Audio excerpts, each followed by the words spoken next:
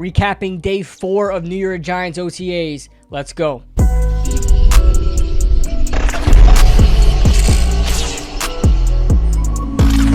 What is going on, guys? What is going on, 27 Squad? Welcome back into another video. This video may come out a little bit late. Let's hope I can get it out pretty early, as there's not too much to talk about, but it was a rough day at work, day after a holiday. Things were absolutely hectic, but here we are. All right, probably the biggest news that we have is Darius Slayton is back at the facility. Now, the Giants only had a half day at OTAs as they're getting ready to do some sort of team golfing event. I don't really know what it's for. It could be for a charity or whatever it is.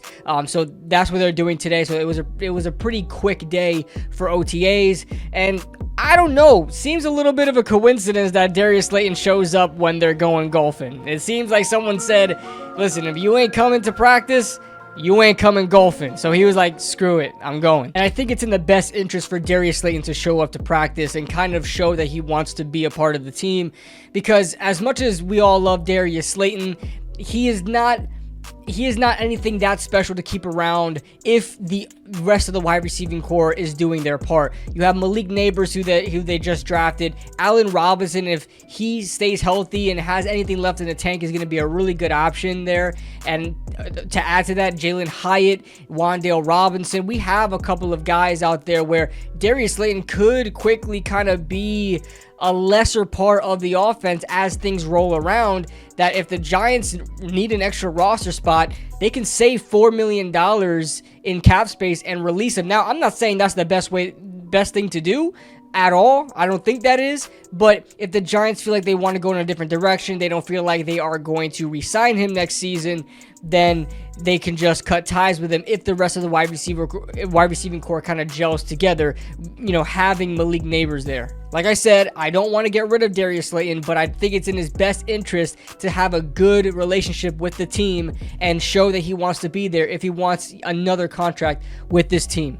Now, I don't think Daniel Jones participated today. I could be wrong about that, but I'm not seeing anything about Daniel Jones absolutely anywhere. I'm looking and I'm seeing a lot of Tommy DeVito. Tommy DeVito throwing to Theo Johnson. Tommy DeVito throwing to Malik Neighbors. I'm not even seeing Drew Lock in these articles. But they talk about Malik Neighbors and how he had a really good start to the day, getting a couple of receptions from Tommy DeVito. This is what Brian Dable said about Malik Neighbors' development. He said he works really hard. There's a couple of different positions that he has to move around and learn, but that's why we drafted him. So good. Young pro, works really hard at it, spends a lot of extra time with the receiver coach, Mike Rowe, when he can, kind of like Jalen Hyatt did last year and Wan'Dale Robinson the year before. So it's been nice. Now, the biggest thing I got out of that is he has to move around and learn different positions. It seems like the Giants are going to be utilizing him all around the field. Obviously, the only way you can really use a wide receiver is outside and inside in the slot. It's interesting that the Giants are going to be using him in the slot. I'm excited to see that, get a lot of variety going. It doesn't just have to be Wan'Dale Robinson. Another wide receiver that had a good day today was Allen Robinson, who hauled in a big catch.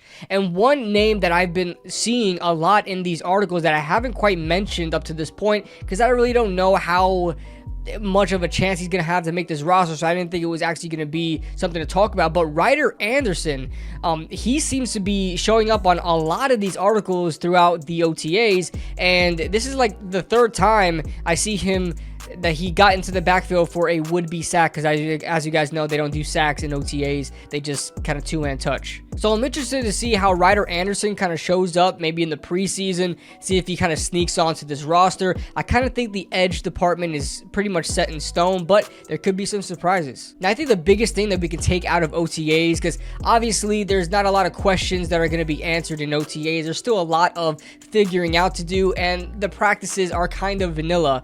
They don't have pads on. They don't really go through all the plays, this, that, and the third. But the biggest thing I can take out of this is Deonte Banks. This is literally the 4th time in a row where he stood out in OTAs. He is kind of solidifying himself as that #1 corner on this Giants team. And I said this in the previous OTA video, where he is the X factor in the secondary. He is what's going to make everything work. Okay? If he does not do well, the entire secondary is not going to do well because they are leaning on him to kind of lead the way and be the example and be the best secondary player on the team, because there's a lot of other inexperienced younger players on the team, and he is, although inexperienced, very, very talented. So this is the 4th time out of 4 times that he shows up on these articles getting a pass defense. That is something we want to see. We want to see Deonte Banks locked down in OTAs, training camp, preseason, wherever he plays. I know I always say I like to see an equal balance between the offense and defense dominating, but Deonte Banks, I want to see him dominate every single day, because that gives me a lot of confidence in this defense with him going into this season.